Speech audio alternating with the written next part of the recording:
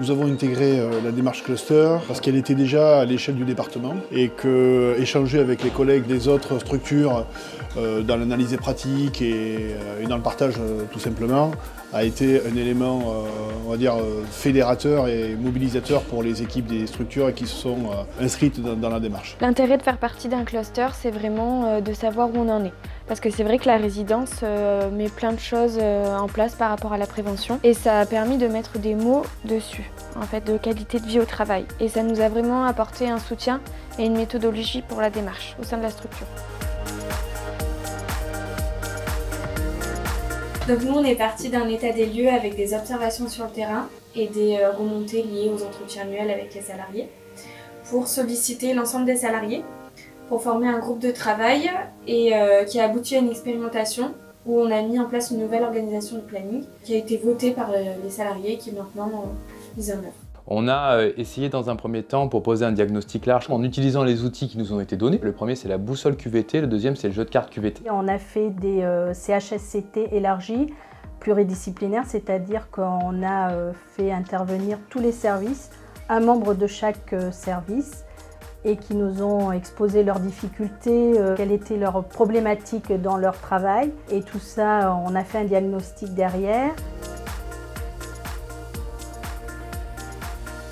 Toute l'organisation a été revue pour les aides-soignants et les ASH afin d'objectiver leur journée quotidienne. Ça a été aussi une grande satisfaction de la part des salariés de pouvoir revoir ces roulements, tout en faisant très attention aussi à leurs souhaits. Les groupes de travail se sont faits naturellement, les idées sont remontées de différents agents et on a pu commencer à travailler nos sujets. La première chose, c'était l'accueil des nouveaux agents. Là, on avait des lacunes. Travailler l'organisation de la journée, que les nouveaux agents soient assez à l'aise avec les prises en charge des résidents. Un élément très significatif justement pour ce cluster a été la mise en place d'une boîte des irritants, qui était le fait que chacun des salariés puisse mettre un irritant dans cette boîte, un irritant du quotidien, non pas à être dans le jugement de ce que fait l'autre, mais bien à mettre en avant ce qui nous met à mal sur une journée. Et le fait d'avoir pu mettre en avant ces irritants a permis donc au comité d'analyser toutes ces petites choses, d'en débattre, de trouver des solutions pour y remédier.